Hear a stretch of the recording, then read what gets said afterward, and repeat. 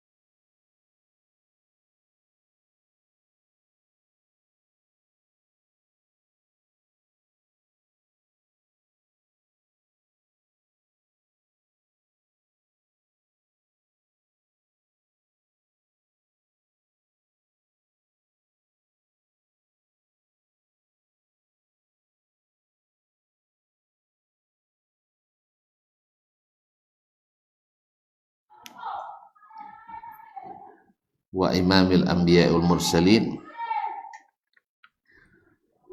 sallallahu alaihi wa ala alihi tayyibin wa azwaji tahirati ummahatil mu'minin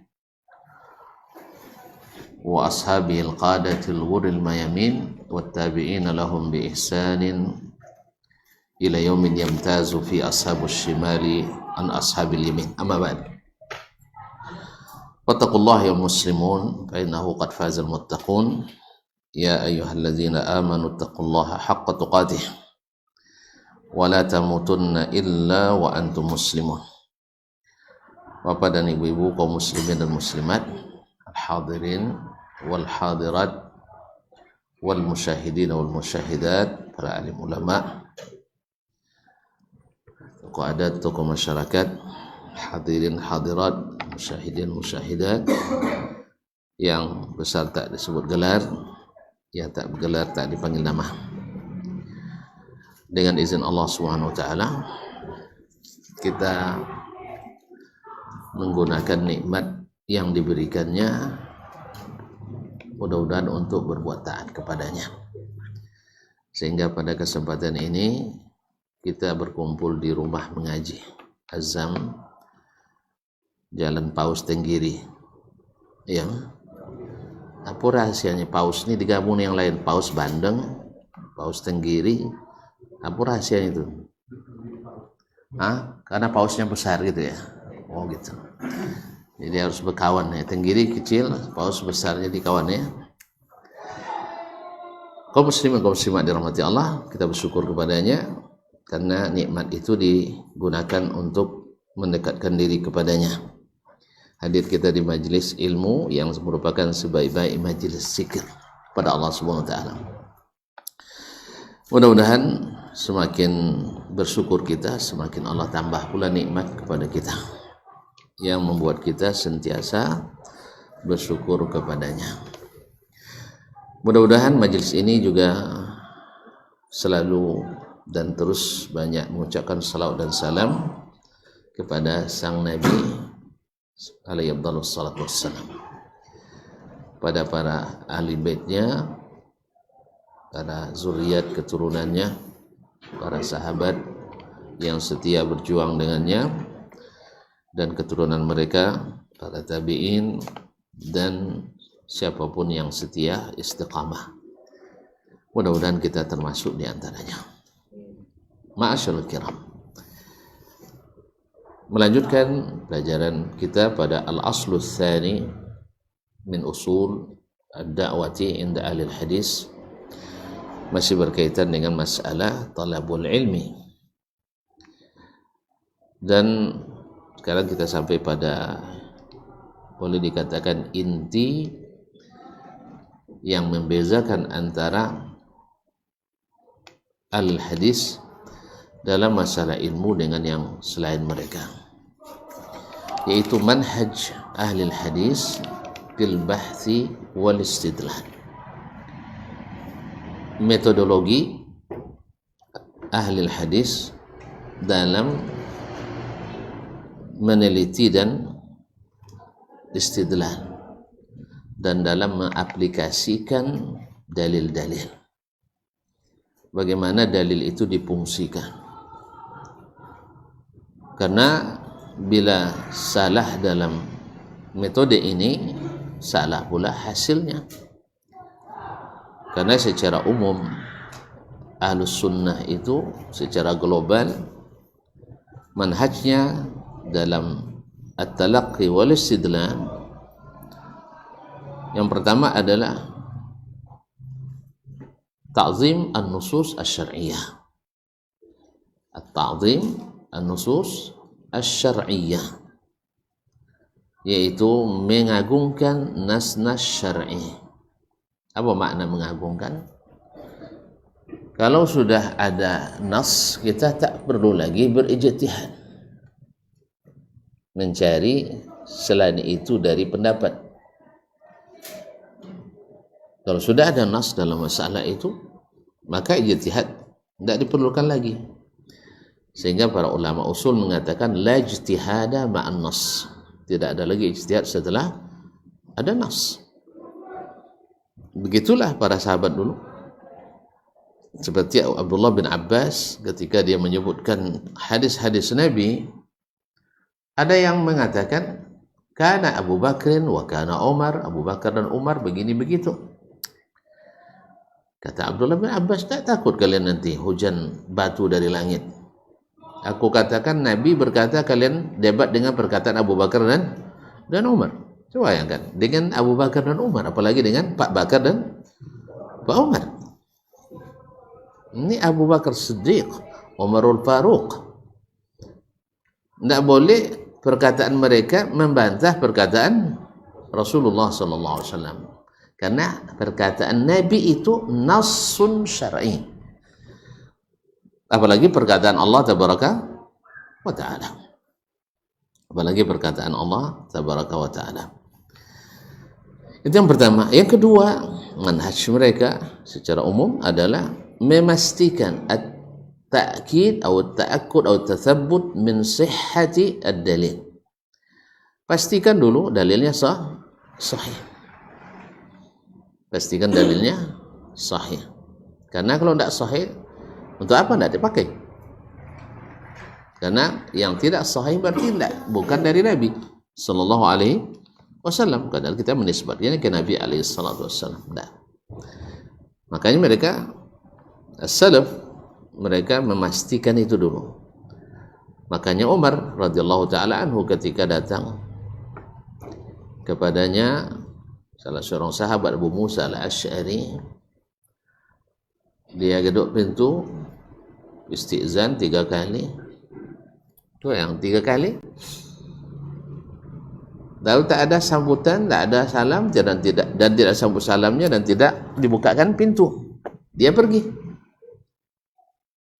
Lalu Umar bilang, tadi Abu Musa yang salam tiba-tiba menghilang. Disuruh panggil, balik lagi. Kamu tadi main-main ya? Ini masa kita lah ya. Sudah ketuk pintu saya tiba-tiba pergi. Lalu dia sampaikan, inni sami'tu an-nabiy sallallahu alaihi wasallam qala al-istizanu thalas fa in uzina wa illa fadarji. Minta izin itu 3 kali. Kalau dapat izin masuk, kalau tidak balik kanan, pulang dulu. Berarti tuan rumah tidak siap. Nah, lalu Umar katakan, ini dari Nabi, tidak boleh sembarangan. Sebab Umar yang begitu dekat dengan Nabi tidak tahu hadis ini. Dia bilang, la ta'tiyannani bisyahid aw la uji'annaka darban. Pilih salah satu. Cari orang yang menjadi saksi hadis ini dari Nabi, atau saya locui. Ya, la uji'an. Tapi locui ini bukan locui biasa. La uji'annaka, locui yang menyakitkan, minal wajah. Akhirnya pucatlah Abu Musa, Amirul Mukminin, khalifah. Belum aja Umar jadi khalifah, orang dah takut, setan dia takut pada dia. Apalagi setelah jadi khalifah. Akhirnya lari sana kemari cari sahabat. Alhamdulillah, untung pula bertemu dengan beberapa orang sahabat sedang duduk-duduk bercakap. Pasti datang, Assalamualaikum. Apa dia pucat? Kenapa pucat? Ada apa? Lalu dia ceritakan dari awal, tiba-tiba ini hasilnya. Memang sunnah itu menegakkan sunnah itu. Di kalangan sahabat juga ya berat juga ya. Nah, akhirnya subhanallah, ada nggak kalian yang mendengar dari Nabi hadis ini? Subhanallah, semuanya kulluna sami'a zalika minan Nabi sallallahu alaihi wasallam. Semua kita dengar dari Nabi sallallahu alaihi wasallam. Alhamdulillah. Kan diminta cuma satu kan? Maka berangkatlah yang paling muda di antara mereka. Muhammad ibn Maslamah. Ya, biar saya yang berangkat untuk menghadap Umar radhiyallahu taala. Nah, setelah itu baru Umar katakan, inni la attahimu. Saya tidak curiga sama kamu Abu Musa, tapi ini hadis Nabi. Tidak boleh sembarangan. Ini orang kena hadis palsu diulang-ulang yang digunakan untuk menafikan ayat, menafikan hadis. Hadis palsu. Ya, itu pula jadi stiker mobil. Allah musta'an. Allah mawjudun bila makan. Yang palsu-palsu. Nah, jadi Umar pastikan, saya tidak curiga sama kamu. Cuman masalahnya ini hadis syadid. Tidak bisa sembarangan. Karena kita menisbatkan ke Nabi sallallahu alaihi wasallam. Jadi kalau sudah pasti palsunya, jangan nisbatkan lagi hadis itu. Atau ya sudah pasti palsunya jangan dipakai lagi. Nah, jadi kaum muslimin dan muslimat dirahmati Allah Subhanahu wa taala. Akhirnya ini yang Umar menerima setelah ada saksinya. Nah, bukan dia menuduh Abu Musa, tidak. Lalu dia klarifikasi, saya tidak mencurigaimu. Artinya kamu dia orang sahabat kan semuanya udul. Cuman ini masalahnya. Ini kan masalah sehari-hari. Masa saya nggak tahu kan begitu lebih kurang. Saya nggak tahu. Padahal saya paling dekat dengan Nabi alaihissalatu wassalam. Tapi begitulah. Kadang-kadang rubbama tajidu fil nahri ma la tajidu fil bahri. Ya. Kadang-kadang kita dapat di sungai ikan yang tak kita temukan di lautan yang luas. Jangan cari kopi pula di Samudra India, dah ada. Ya kan? Iya dah. Padahal kopi, apalagi tidak bertulang pula. Tambah sudah. Tidak ada. Iya kan? Tidak ada tuh. Nah, laut luas, tapi kopi tak ada. Sahih? Ikan apa lagi yang tidak ada? Pantau. Kaum muslimin dan muslimat, bunga ayu, ada bunga ayu dia di laut luas, tidak ada ya. Dia lah itu kaum muslimin dan muslimat dirahmati Allah. Ini diantara hadis yang Umar merupakan lautan luas ilmunya, tapi ini tidak dia ketahui. Maka subhanallah, betullah kata Imam Asy-Syafi'i rahimahullah, ma wajadtu ahadan min ahli ilmi bis sunan yuhitu bi jami'is sunan. Saya tak temukan seorang pun ulama yang menguasai sunnah menguasai seluruh sunnah. Pasti ada yang tidak dia ketahui. Nah, kenapa? Sering kita tanya nih, kenapa? Kenapa tidak satu pun ulama setelah Nabi SAW yang menguasai seluruh sunnah sendiri?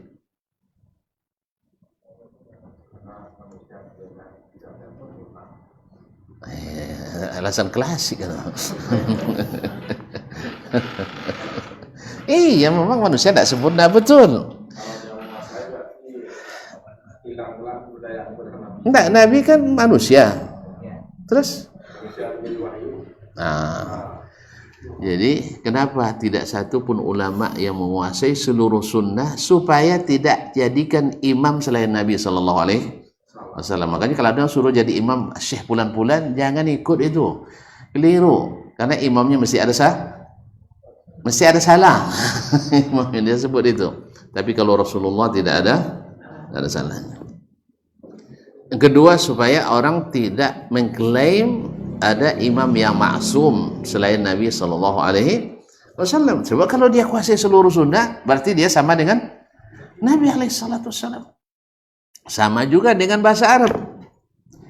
Tidak seorang pun yang ahli ulama besar bahasa Arab, Sibawaihi, Khalil bin Ahmad Al-Farahidi, yang menguasai seluruh bahasa Arab.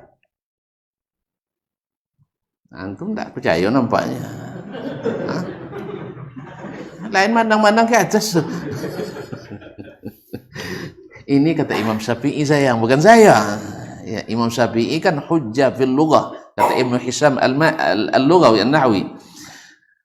Imam Syafi'i hujjah dalam bahasa Arab.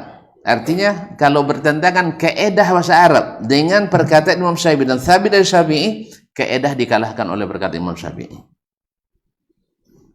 Paham tak? Kaedah-kaedah itu kan dibentuk dari bahasa. Nah, bila bahasa Imam Syafi'i berlawanan dengan kaedah yang dihafal oleh antum tensis itu, qawaid an-nahwiyah wa sarfiyah, maka perkataan Imam Syafi'i didahulukan daripada kaedah. Sama dengan juga kaedah usul fikih, kaedah ini dan itu. Bila bertentangan dengan Al-Quran hadis, mana yang dahulukan? Al-Quran hadis. Karena kaedah tidak dalil. Dia hanya mengumpulkan berbagai dalil. Ada sebagian yang tidak terkumpul olehnya. Makanya likulli qa'idatin istisna. Setiap kaedah ada istisnanya, ada pengecualiannya. Maka bila bertentangan kaedah, jangan kaedah yang dahulukan, dalil dahulukan. Yang mendahulukan kaedah, di sini kelirunya. Makanya ketika mereka menyebut setiap yang di atas mesti memulukan tempat, ini kaedah, sah? Ini kaedah.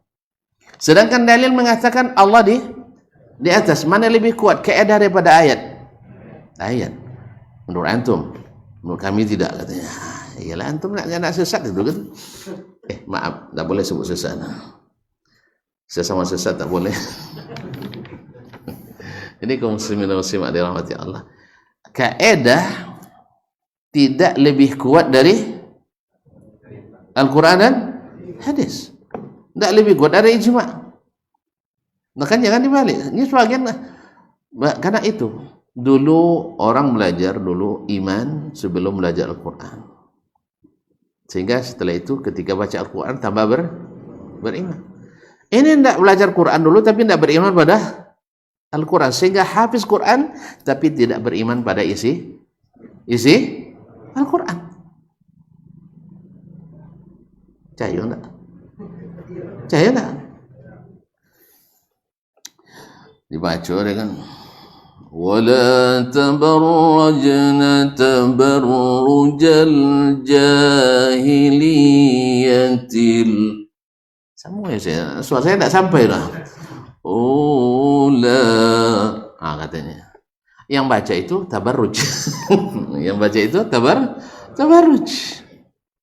Lengkap dengan perhiasannya, kadang seperti artis pula tampilnya. Yang dibaca ayat wala tabarrajna tabarrujal jahiliyatil ula. Wa idza sa'altumuhun. Sambung saya. Suara saya tak ada. Kalau saya nyambung tidak enak bunyinya, antum yang nyambung. Baik. Apabila kamu tanya di belakang Di belakang hijab. Hanya baca depan orang ramai kan? Allah musta'an. Jadi intinya kaum muslimin dan muslimat, kadang-kadang kita belum beriman pada Al-Quran, tapi sudah belajar Al-Quran. Sehingga banyak ayat dibaca. Yamurruna 'alaiha wa hum anha mu'ridun. Mereka baca tapi berpaling daripada petunjuk Al-Quran tadi. Baik, ini yang kedua. Yang pertama apa tadi? Dah lupa. Baru belum lagi mulai, dah lupa. Ta'zim an-nusus asy-syar'iyyah, menta'zim nas syar'i.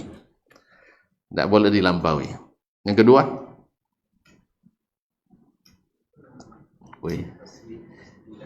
ini nak mendapat Imam Bukhari pula.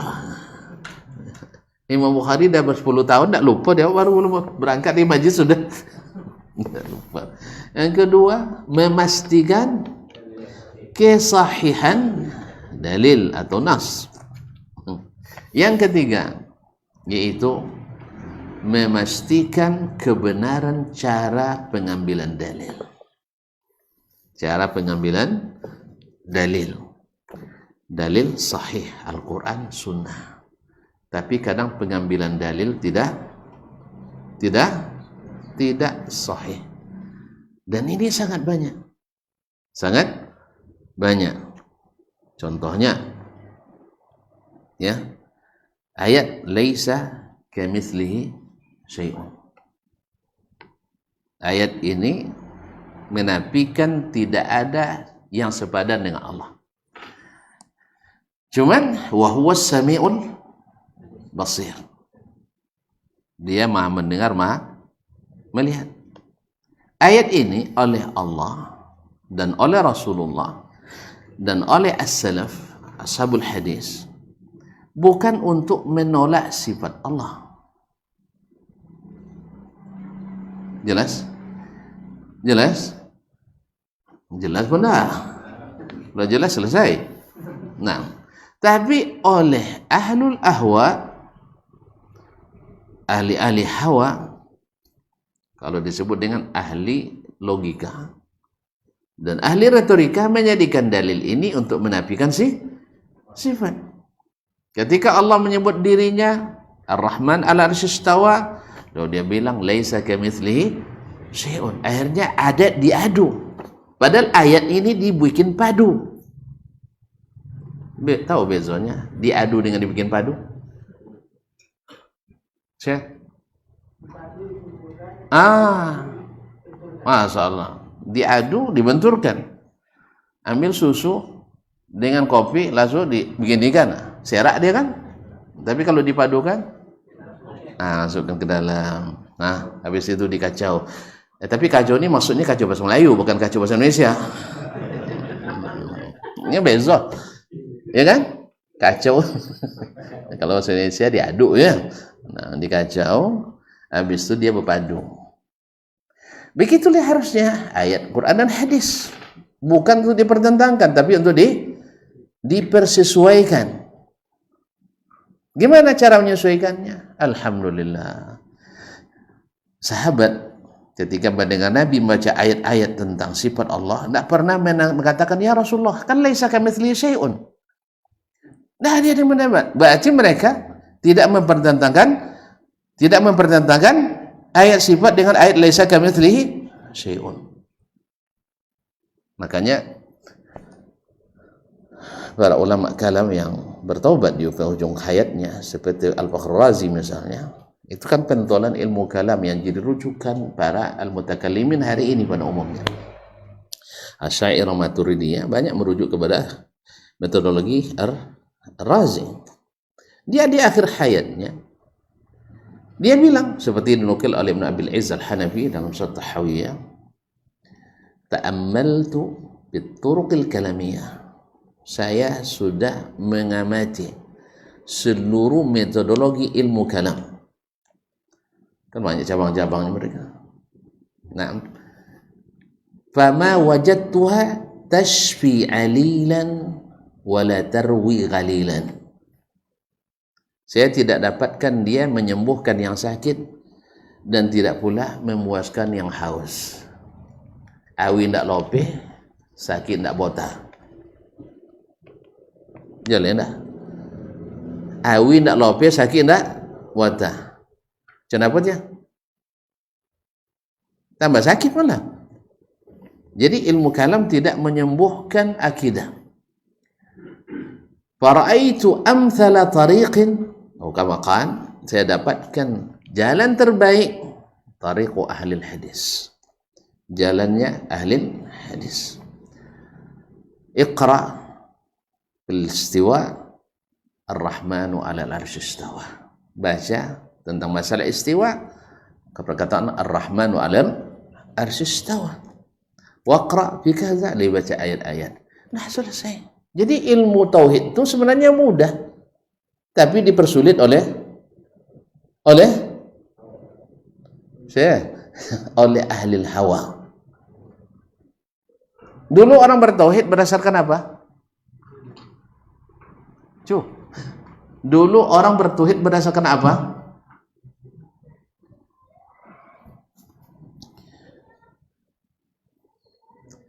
Beliau tidak hadir mukaddimah dulu dah ya. Dulu Nabi mengajarkan umat bertauhid apa dia pocong dah. Hah? Subhanallah. Nabi berdakwah pakai apa dia berdakwah? Berkata Lincoln. Berkata Adam Smith. Hah? Berkata Galileo. Apa namanya? Galileo. Berkata itu yang bacanya. Apa enggak? Padahal mereka sudah ada sebelum Nabi ada kan? Kan ya? Antum lupa sejarah filsafat Yunani nampaknya. Aja Aristoteles wafat 324 sebelum Masehi, enggak sebelum hijrah dah. Sebelum Masehi. Mana dahulunya pada Nabi Isa?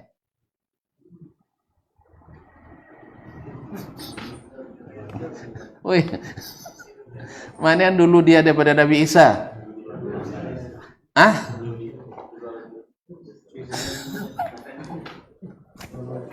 Dah lucu lah. Iyalah, Nabi Isa kan setelah Masehi. Kan Masehi berdasarkan lahirnya Nabi Isa. Itu ya. Nya sebelum Masehi 324 tahun. Mana yang dulu? Lama hati Cuaris itu sebelum Nabi Isa lahir 324 tahun. Nah, apakah Nabi Isa menggunakan pendekatan Cuaris? Nah, justru orang-orang yang menolak dakwah Nabi Isa memakai pendekatan Cuaris.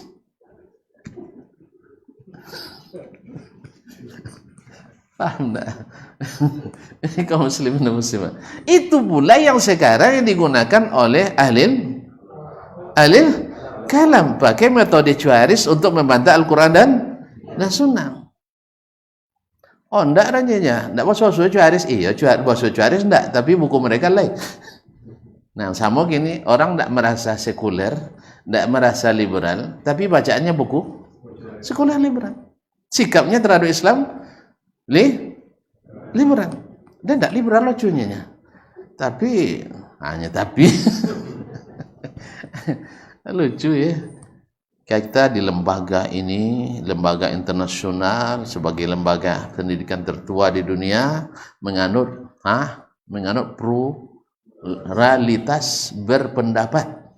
Semua pendapat di sini bisa hidup. Nah, 13 detik setelah itu ditanya sama presenter, bagaimana kan Wahabi gitu ya? Oh, Wahabi tidak bisa. Jadi memang sama sesat tak boleh saling menyesatkan, tapi yang tidak sesat harus disesatkan. Itu masalah. Jadi seluruh pendapat yang sesat boleh tumbuh, tapi yang tidak sesat wajib disesatkan. Jadi sesama sesat tak boleh saling menyesatkan. Yang mana yang harus disesatkan? Yang tidak sesat. Itu masalah. 13 detik bang. Tak lama-lama, tak 13 menit, 13 detik. Karena hitung durasinya. Dari yang mengatakan mengandung pluralitas berpendapat, semua kaum muslimin boleh hidup satu togak semua rendah, duduk sama tinggi.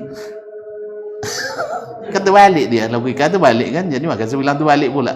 Tegak sama rendah, duduk sama tinggi di sini. Nah, ditanya sama presenter. Dia sama presenter. Bagaimana dengan Salafi Wahabi? Kata, oh enggak, itu enggak boleh. Enggak boleh apa sebab? Karena tak termasuk golongan. Enggak masuk golongan sesat. Karena yang sesat tak boleh saling menyesatkan. Kalau mereka enggak sesat, maka enggak boleh masuk di sini. Karena harus disesatkan. Paham tak? Sesama bus kota tak boleh saling mendahului. Tapi yang bukan bus kota boleh didahului. Ya, sesama sesat tak boleh saling menyesatkan. Tapi yang tidak sesat wajib disesatkan. Paham? Hanya 13 detik. Begitulah cara berpikir. Nasallallahu alaihi wasallam. Taib. Sudah sebutkan 3 ya? Saya sebutkan 3 sebelum kita masuk sini. Atau tidak usah aja masuk ke sini dulu. Bukan dibahas selesai hari ini dulu. Jadi kaum muslimin dan muslimat dirahmati Allah.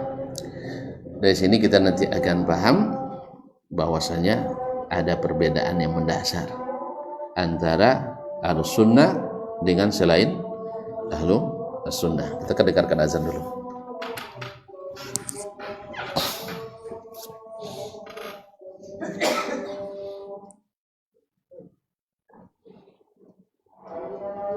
Allahu Akbar, Allahu Akbar, Allahumma Allahu Akbar,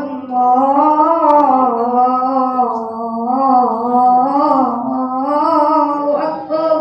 Allahumma Asyhadu an la ilaha illallah. asyhadu an la ilaha Asyhadu an la ilaha illallah. asyhadu an Asyhadu anna Muhammadar Rasulullah. asyhadu an Asyhadu anna Muhammadar Rasulullah. asyhadu an Hayya 'alas salat.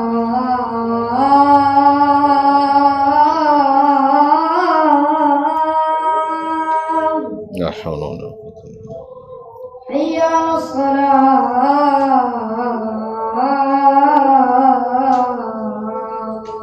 La haula Hayya 'alal falah.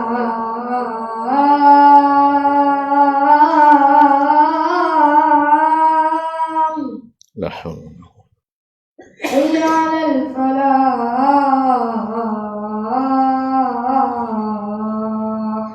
la haula Allahu Akbar, Allahu Akbar. Allahumma La ilaha illallah. wa la asyhadu an la Allahumma rabbana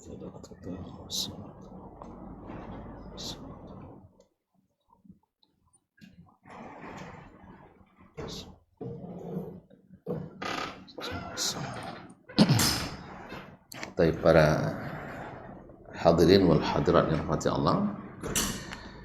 Jadi ini 3 pokok utama yang merupakan sesuatu yang tidak harus ada dalam setiap dalil dalam beragama, yaitu ta'zim an-nusus asy-syar'iyyah. Dan ini yang dikatakan oleh Imam Asy-Syafi'i rahimahullah, ajma'at al-ummah, umat ini sepakat, ijma'. Ala madza? Apa yang mereka ijma'? Ala anna man istabanat lahu sunnah, bahwa barang siapa yang sudah terang baginya sunnah Nabi sallallahu alaihi wasallam, laisa lahu ayyada'aha, tidak boleh dia tinggalkan sunnah itu, liqauli ahadin kainan man kan, karena ikut pendapat seseorang siapapun dia. Sampai engkau wahai Imam Syafi'i? Iya, sampai saya sendiri. Sebab Thabit diriwayatkan dari murid beliau Ar-Rabi' bin Sulaiman Al-Muradi, muridnya di Mesir, dia katakan juga dari Harmalah ibn Yahya Tujibi, beliau mengatakan idza sahha al-hadithu ala khilafi ma qultu fa ana raji'un an qawli hatta ba'da mamati. Apabila sahih hadis Nabi bertentangan dengan pendapatku, maka saya rujuk kepada hadis walaupun setelah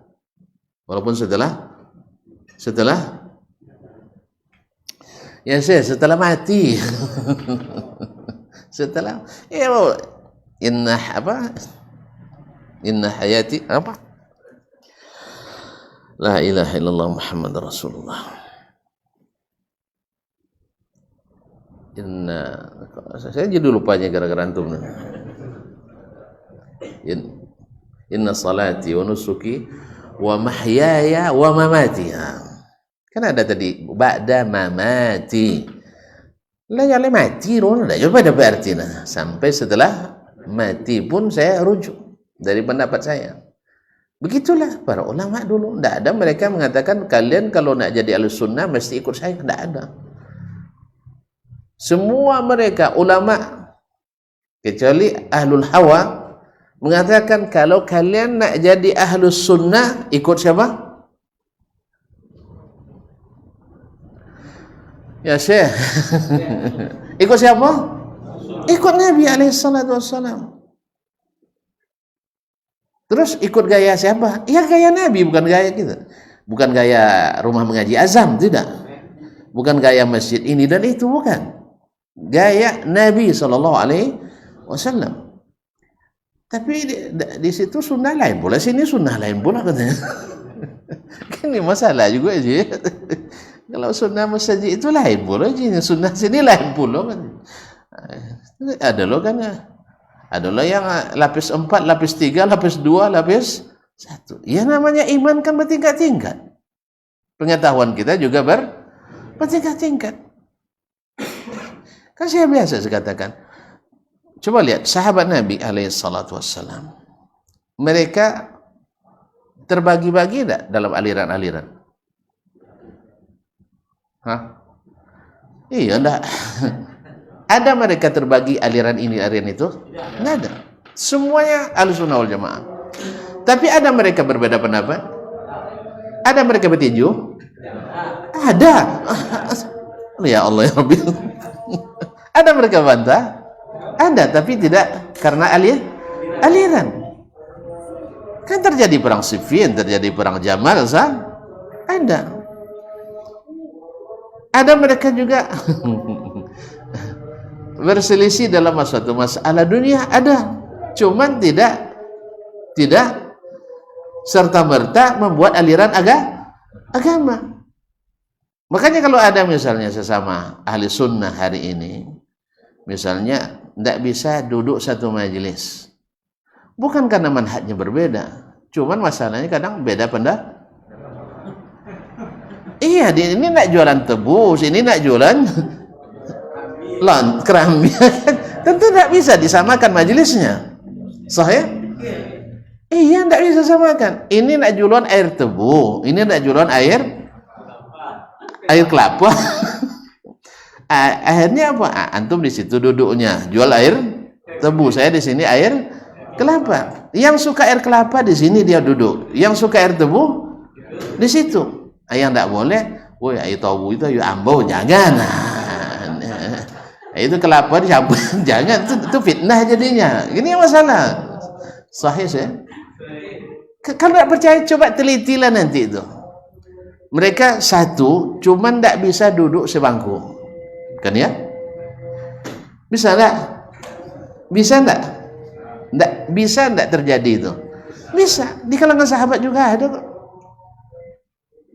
Kan antum enggak paham rupanya ya. Nanti kita belajar sejarah sirah Nabi alaihi salatu wassalam. Tapi mereka tak dipisahkan dan beragama mereka sama. Keyakinannya sama. Kalau di setelah sahabat kan enggak. Banyak dipisahkan oleh aliran. Aliran Syiah ada pula, yang Khawarij ada pula, Qadariyah ada pula, Jahmiyah, Mu'tazilah. Kalau sahabat enggak, semuanya Ahlussunnah wal Jamaah. Demikian pula mereka yang mau istiqamah mengikut sahabat juga walaupun enggak sama masjidnya. Bahkan mungkin juga perang mimbar sekali-sekali. Ya. Tapi apa? Macam sekarang nih, coba lihat. Ini juga fitnah juga hari ini ketika sebagian sudah mulai bisa menerima ikut pemilu, sebagian masih bersuku tidak. Kalian tuh lihat sendiri komentar kan? Makanya tidak usah dibaca. Tidak usah dibaca yang itu. Apa sebab? Kalau salah-salah antum nanti akhirnya putur antum. Ustadznya tidak sama pendapat rupanya. Sejak kapan pula pendapat harus sama semuanya? Paham antum enggak? Ahmad semanhat dengan Syafi'i enggak? Imam Ahmad semanhat dengan Syafi'i enggak? Ya Allah ya Rabbi, enggak dah. Enggak, Ahmad al-Sunnah, Syafi'i enggak. Semanhat apa tidak? Apa bukti? Nah, balik ke kaidah tadi. Menta'zim nas syar'i. Itulah kata Ahmad tadi. Kalau bosok ayat, hadis, tinggalkan pendapat. Syafi'i sama, Abu Hanifah sama, Malik sama. Semanhat pun enggak? Kan enggak lenyir. Lebih campur kaji bah. Mereka semanhaj. Beriman dulu sebelum berilmu. Nah, yang kedua, mereka berusaha semuanya untuk memastikan kesahihan hadis. Maka Imam Syafi'i pesan, iza sahha, bila sahih. Maka dia pesankan, ya Ahmad, tidak jadi nampak gaji. Saya tutup ini lagi. Nah, jadi ya Ahmad, antum a'lamu minna bis sunan. Kamu Ahmad lebih paham tentang, lebih mengetahui sunnah dari kami. Itu diakui oleh Imam Syafi'i. Idza sahhal haditsu indakum fa'alimuni. Kalau kalian tahu ada hadis sahih, beritahu saya. Diakui oleh Imam Syafi'i. Tidak percaya.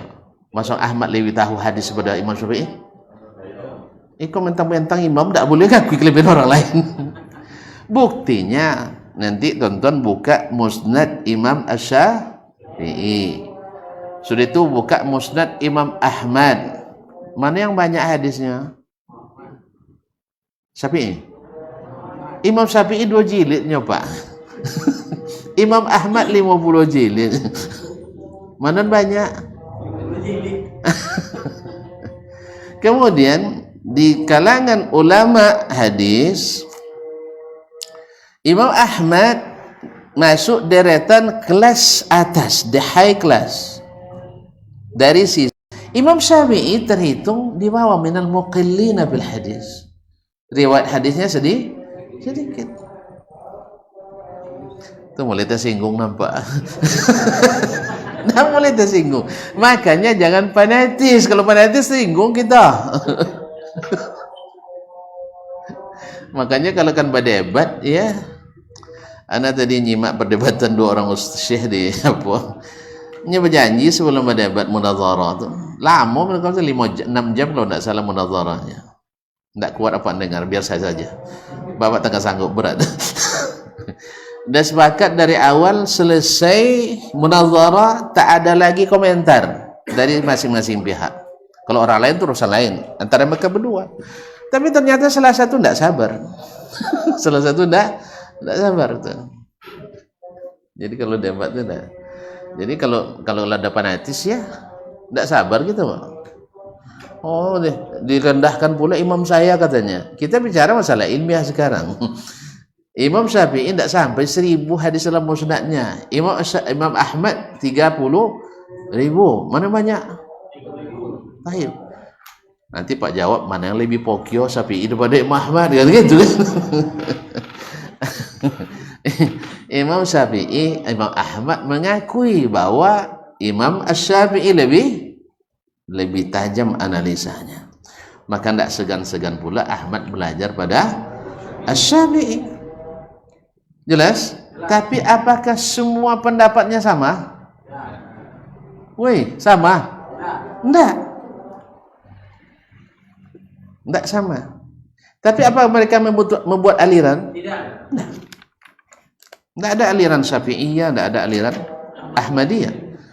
Justru aliran Ahmadiyah di India lahir malah. Bukan oleh Imam Ahmad. Nah, jadi oleh itu kaum muslimin dan muslimat dirahmati Allah. Itu maksudnya manhajnya sama, ijtihadnya boleh beda. Itulah sahabat Nabi alaihi salatu wasallam. Pendapat Ali dan Muawiyah berbeda dalam menyikapi pembunuh Utsman menghadapi orang Khawarij. Gara-gara perbedaan itu akhirnya mereka bertembung, sah? Tapi apakah Muawiyah menyesatkan Ali? Nah, apakah Ali menyesatkan Muawiyah? Pak, apa jendongan ke orang orientalis ya nyir. Dengar dari Ali sendiri, dengar dari Muawiyah sendiri. Sampai mati Ali masih menyanjung Muawiyah, sampai wafat Muawiyah masih memuji Ali. Kan lama Muawiyah jadi khalifah setelah Ali, sah? Tidak pernah dia berhenti mendoakan Ali dalam mimbar, dalam khutbah-khutbah Jumat. Allahumma rda 'anil khulafa'ir rasyidin, Abu Bakrin, Umar, Utsman wa Ali. Itu dibaca terus oleh Muawiyah. Nah, kalau ada orang-orang tadilah yang macam tadi itu, kita mengakui pluralitas ada orang begitu nanti dituduhnya Muawiyah akan mencaci maki Ali bin Abi Thalib karena dia ambil riwayat-riwayat orang Syiah. Orang Syiah. Dan perlu dicatat dengan tinta tebal supaya tidak terhapus bahwa subuhat yang dilontarkan orientalis di barat lebih dari 2/3 bersumber dari kitab-kitab Syiah. Jelas ya? Sudah catat? Wapal nampaknya saya tak menghafal aja tidak awal. Catat itu. Makanya kalau ketika kita menjelaskan bahwa Syiah sesat, siapa yang selalu membela? Siapa yang selalu membela? Murid-murid orang barat, baik secara langsung maupun secara tidak langsung. Murid-murid orang barat, apa maknanya? Tidak dipaham. Yang belajar di Amerika, yang belajar di Kanada, yang belajar di Prancis, itu namanya murid orang barat. Atau yang tidak langsung, murid-murid mereka yang belajar di barat tadi. Jadi kaum muslimin dan muslimat dirahmati Allah semua. Tinggi no gaji. Dakwah toko buku lah. Rukun Islam ada 5. Nah, itu justru yang tertinggi itu. Rukun Islam ada 5, itu yang tertinggi. Rukun iman ada 6. Dan kita justru untuk merealisasikan itu belajar metode ini.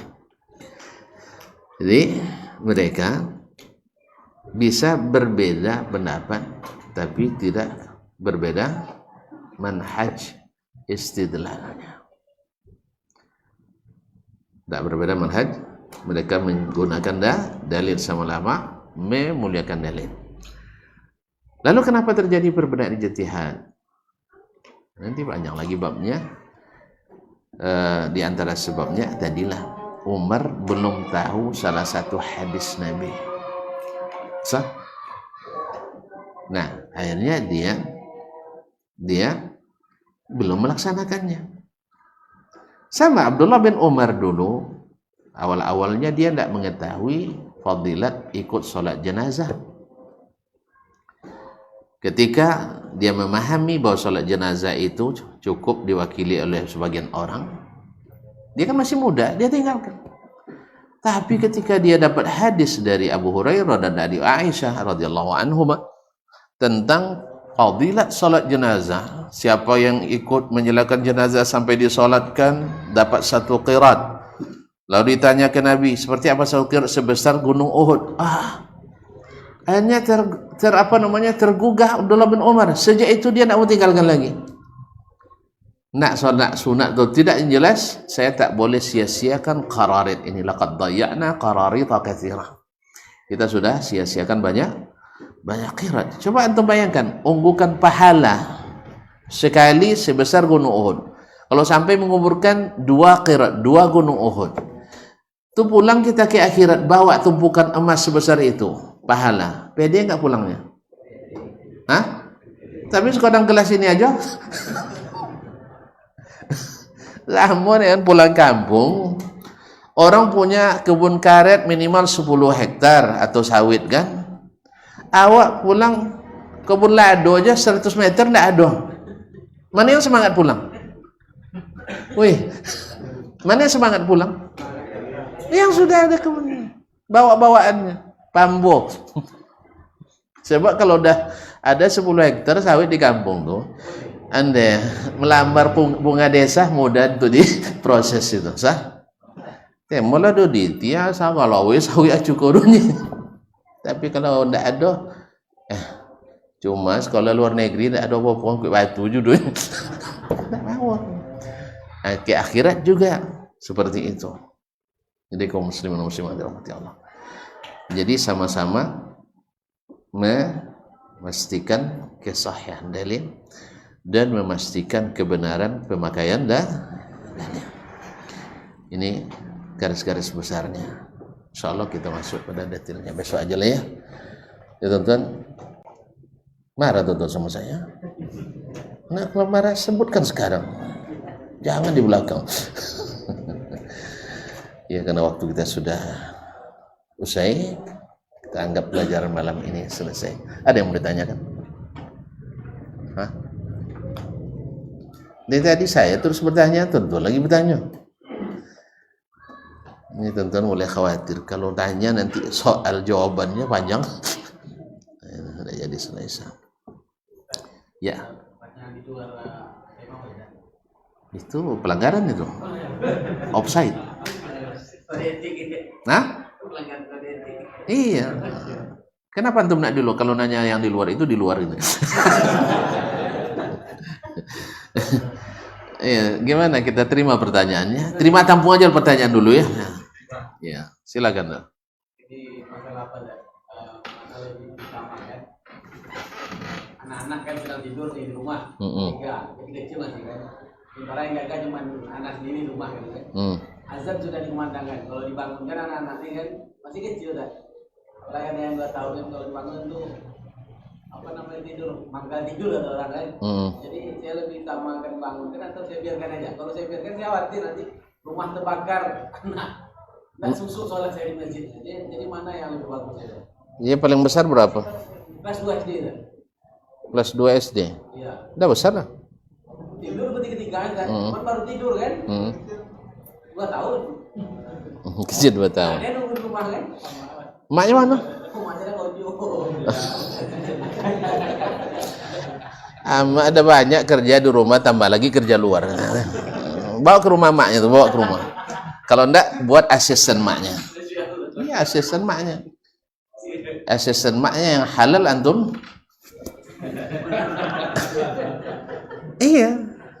Kalau bilang madu nanti pahit dia. Tapi bilang ini asisten adik nih. Asisten ketika kamu tidak ada dia yang bantu.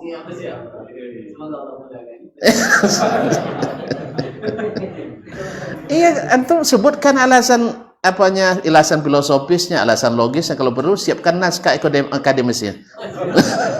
Saya bantu untuk merekomendasikan. Iya, satu, solat saya sering terkendala antara solat atau menjaga anak. So, iya, kalau saya tinggalkan, dianggap saya menyia-nyiakan amanah. Kan amanah dari Allah ini. Anak masih kecil-kecil, ditinggal di rumah. Kalau tidak, saya juga menyia-nyiakan hak saya dan hak Allah terhadap saya. Saya sebagai laki-laki harus sholat di sana. Sedangkan kamu keluar, itu tidak kewajiban. Saya tidak pernah nuntut kamu untuk belanja saya.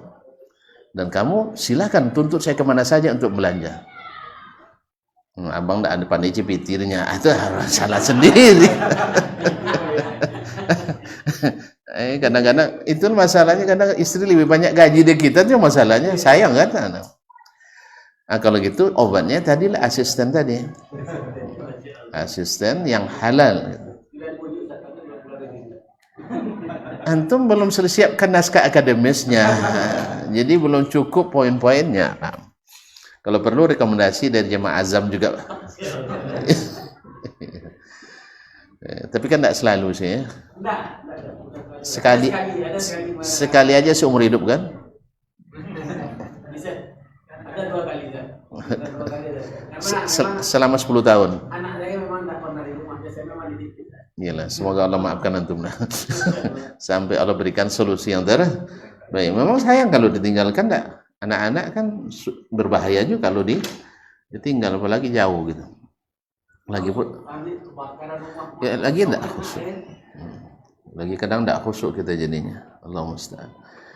Tapi kalau antum ambil cara-cara selamat, ya artinya segala sesuatunya dipastikan aman.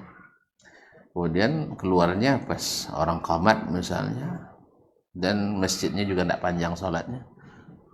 Selesai sholat, assalamualaikum, anda usah berhati dulu. Nah, cabut langsung, assalamualaikum, zikir. Kan boleh, Allah yang berikan dispensasi. Apabila selesai sholat, berzikirlah dalam keadaan berdiri, dalam keadaan duduk, atau dalam keadaan berbaring. Boleh semuanya. Nah, sekarang antum dalam kondisi tadi. Dan kalau merujuk kepada orang-orang yang tawakalnya tinggi, ada orang pergi sholat berjamaah, lalu di perjalanan orang laporkan di sekitar rumahmu terjadi kebakaran. Lalu dia gancang juga antara sholatkah atau kembali ke rumah. Lalu dia bilang, saya sudah baca doa tadi, sudah baca ta'awiz untuk saya, keluarga dan rumah. Ya, Allah yang pelihara. Alhamdulillah, semua rumah terbakar, dia enggak. Tapi bukan untuk coba-coba ini sih. Artinya betul-betul tawakal gitu. Jadi dia betul-betul tawakal. Antum tawakal ala Allah, kita ambil sebab-sebab selamat. Misalnya dia di tempat yang aman, kalau di kamar jangan dikunci kamarnya, kecuali rumah depannya dikunci. Jangan pula dibuka pula kunci depan, dia larikan orang pula. Ini sebagian kadang maaf ya, sebagian kita Masya Allah semangat sholat, kadang anak kecil ditinggal dalam mobil dalam kondisi mobil hidup. Saya pernah temukan itu Pak. Ya ini berbahaya, anak diambil, mobil dilarikan. Ini kadang cuai kita, padahal di masjid tepi jalan pula, di daerah yang kurang apa Maria? Yang kurang aman, daerah yang kurang aman di sekitar luar Pekanbaru. Bukan sekali dua, kan sering saya temukan. Ya kalau dalam kondisi dalam perjalanan seperti itu, ya pertama kalau musafir kondisinya kan tidak wajib berjamaah, bisa gantian. Dan justru kalau bisa sholat di lapangan itu bagi musafir lebih afdal daripada sholat di masjid, berdasarkan hadis. Tapi jarang dipraktikkan, apalagi musim hujan. Apalagi musim hujan. Dan kita memang tidak terbiasa pula sholat di lapangan itu kan, pasti cari masjid. Saya kan bukan bilang tidak sah, bagaimana ya, salah paham ya. Tapi ada keutamaan sholat di lapangan itu. Taib, jadi kaum muslimin dan muslimat dirahmati Allah Subhanahu wa taala. Apa yang mau saya katakan tadi? Tadi sia-sia tadi. Jadi ditinggalkan anak mobil hidup, anak di dalam tidur, kemudian posisi di belakang masjid pula. Di belakang masjid. Kalau misalnya kita samping kiri atau kanan ada kacanya, bisa juga gini kan boleh kan? Gini boleh kan? Begini yang tidak boleh.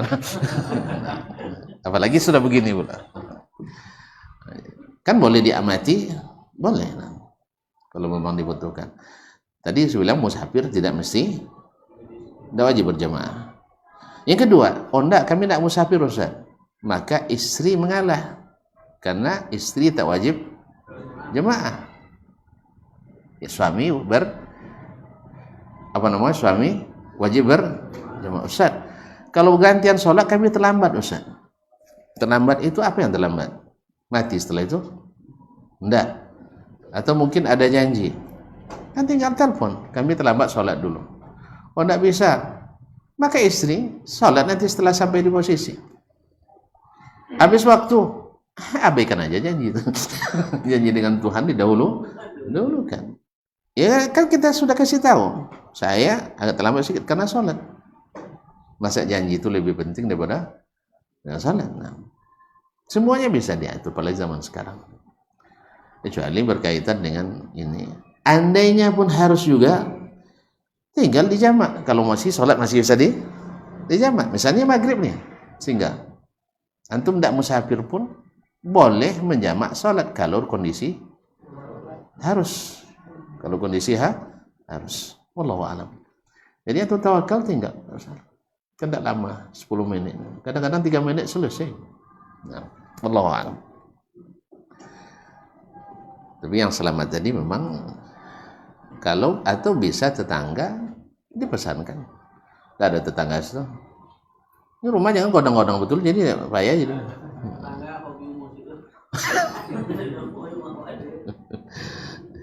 Enggak apa-apa juga, tapi kan tidak mungkin musiknya pakai api nak kan.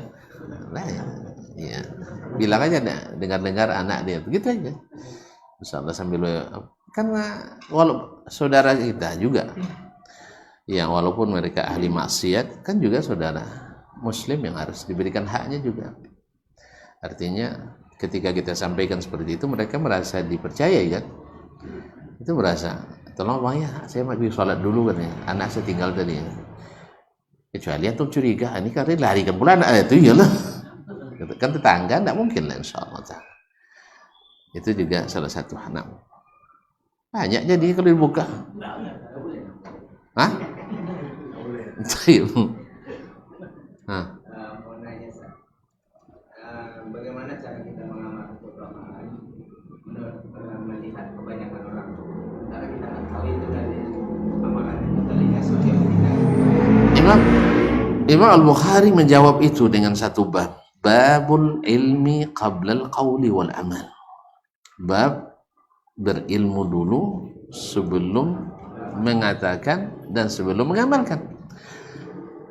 Walaupun diamalkan oleh seluruh manusia, tapi kita tidak punya ilmunya, yang terbaik adalah tahan dulu sampai kita mengetahui ilmunya. Tapi rasanya kan amalan-amalan sekarang tuh, apa misalnya yang tidak ada ilmu kita?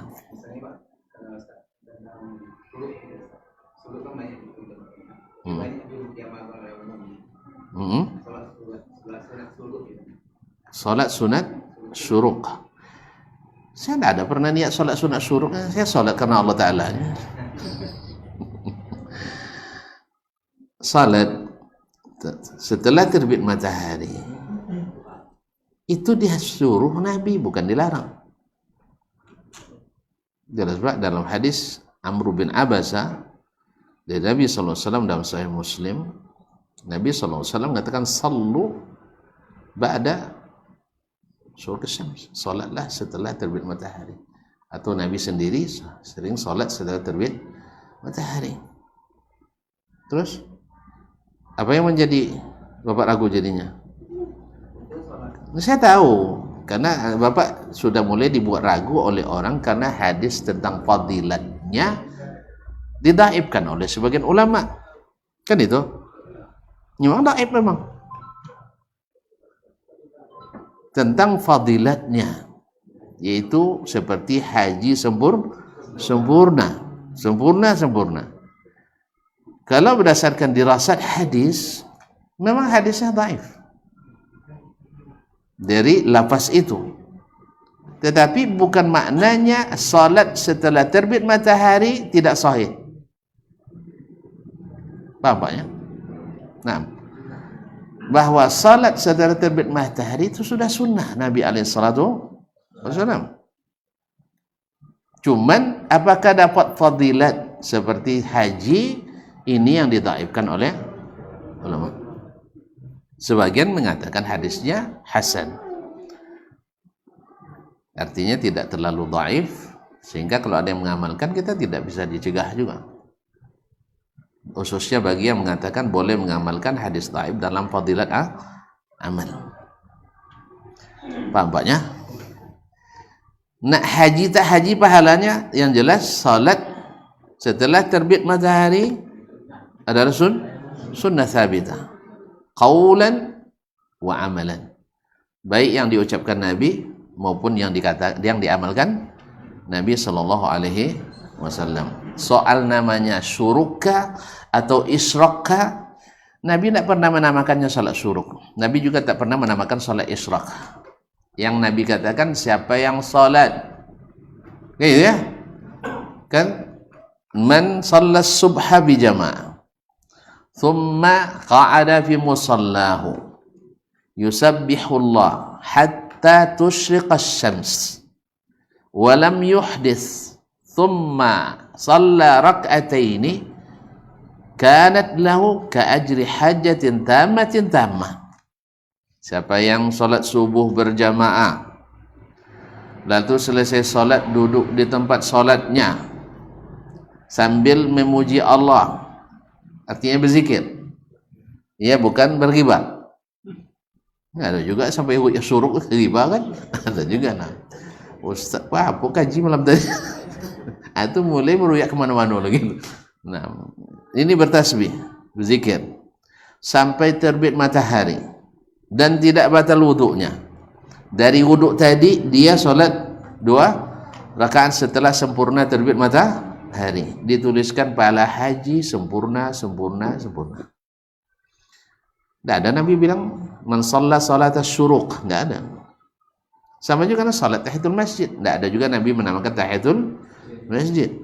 Tapi yang penting masuk masjid, salat dulu sebelum duduk, minimal 2, maksimal nggak ada batas, maksimal nggak ada batas, kecuali di waktu yang terlarang. Dah nyaman. Besok kalau ada di masjid, terbit matahari salatlah. Salat apa lah? Nggak apa salat mutlak, salat sunat wudhu, nak salat duha, nak salat suruh pun tidak ada masalah. Nah, dah capek no ragu dulu. Nah, sama dengan masalah membaca surah Al-Kahfi di malam Jumat dan di hari Jumat. Hadisnya memang kalau diteliti secara sanad dhaif. Tapi hadis membaca surah Al-Kahfi kapanpun sahih. Termasuk hari Jumat. Aku enggak saja itu, enggak apa cocok surah Kahfi sampai mati. Seolah-olah jatuh talak 3, talak bain. Keliru lagi. Makanya muslimin, disinilah pentingnya kita mempelajari hadis bukan hanya dari sisi menghukum saja, tapi juga di sisi maqasidnya. Nah, jadi harus kita pahami. Memang dari fadilat ini tidak sahih khusus Jumat, tapi fadilat setiap hari termasuk Jumat adalah sahih.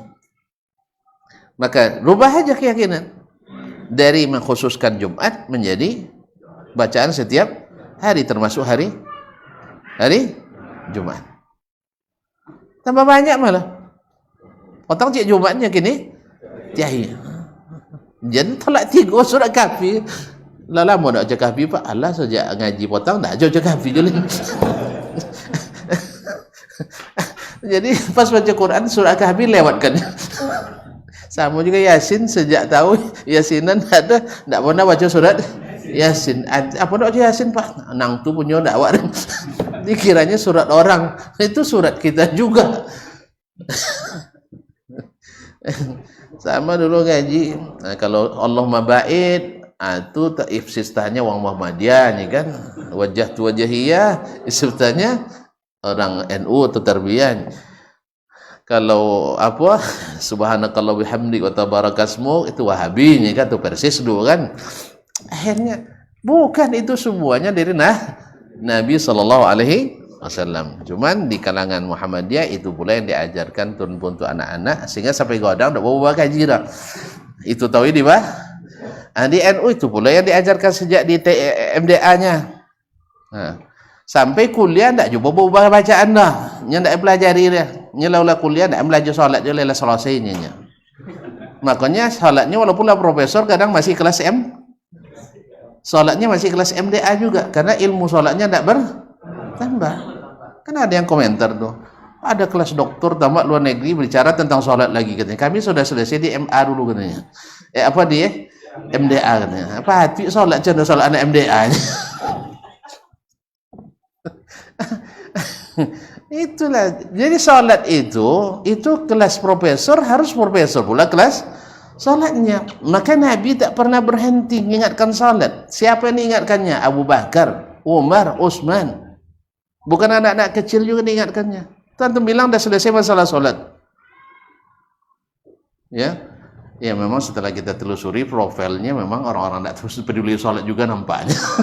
Jadi memang kita. Jadi dikiranya kalau bahas lagi masalah salat nanti bikin orang berkecamuk katanya. Dia yang berkecamuk, awak kan tak berkecamuk, senyum aja sampainya kan. Kan Anda bilang tadi, jangan bonti baca Yasin, ya bonti baca Yasin. Jangan bonti baca Al-Kahfi. Jangan bonti salat. Nah, cuman niatnya lagi tadi karena dia sahih semuanya.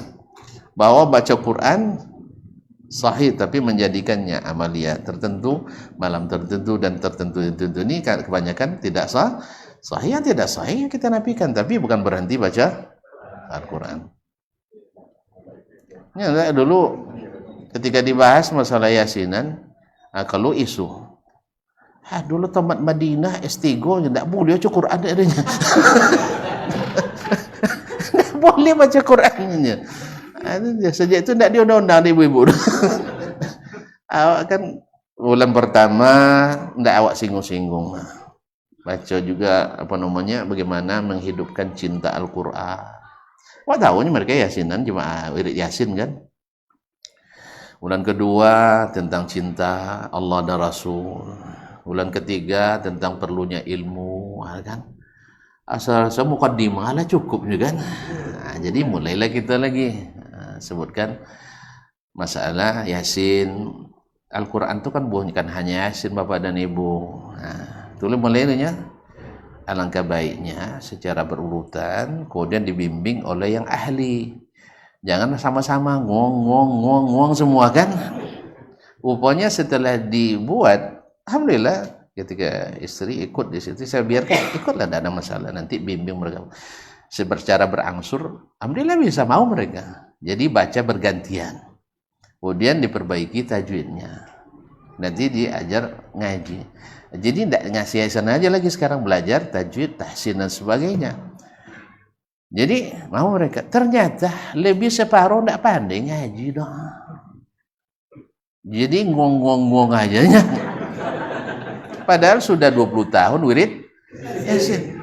Dipegang Quran tidak pandai. Tidak tahu panjang pendeknya. Apa sebab? Karena kebersamaan tadilah. Sama juga dengan sekarang setiap jemaah selesai sholat dibimbing berdoa oleh imam. Sah? Sehingga kalau tidak ada imam, tidak berdoa. Apa tidak doa apa? Tidak pandai dunia. Tapi belajar sejak kenek dipimpin di imam lah. Tidak pandai-pandai. Sehingga ketika mati ya uang justru. Apa sebab? Karena apa? Karena memang melalui metode yang tidak diajarkan Nabi itu kadang-kadang memang tidak sukses. Tidak sukses. Oleh sebab itu, maka kita kembalikan kepada, jadi masing-masing itu membaca. Anak-anak membaca, ayah membaca, ibu membaca, semua membaca. Akhirnya semuanya pandai. Nak jahar, nak sir, semuanya pandai itu. Nak bersama-sama, nak sedih-sedih bisa. Tapi kalau bersama terus dengan alasan mengajar, akhirnya tak ada yang belajar. Doa, itu ada Ustaz Dasmannya. Ada Ustaz Dasman. Akhirnya dibuat Ustaz Dasman doa panjang-panjang. Bongal lo pengkelongan susuk je suruh Ustaz Dasman. Lama doa panjang mono. Pun nak lo lihat banyak minta satu. Jadi mulianya bagus, cuman jangan banyak. Jadi tidak serius punya doa musamur doa. Ya hanya sekedar seremoni. Buktinya lewat apanya? Ini sampai jadi ke Assalamualaikum. Jadi tidak tahu apa yang dibaca. Karena memang tadi, karena keikut kebersamaan aja, lupa substansi yang sesungguhnya apa yang kita minta. Jadi Pak, maka saya larang bertanya tadi, bertanya juga Pak.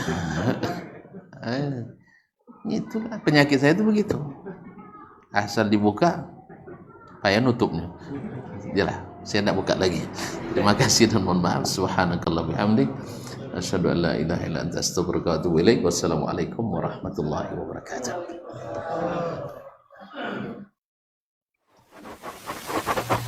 Barometer amal kita saleh tak salehnya di salat kita. Bila salat kita ikhlas dan sesuai dengan sunnah Nabi SAW, maka insya Allah amalan yang lain mengikut. Ini aktivitas ini membantu saya di akhirat atau akan menyulitkan saya di akhirat. Kalau seandainya perbuatan itu ternyata akan menyulitkan kita di akhirat kelak, tinggalkan perbuatan itu. Anta ni'mal jund.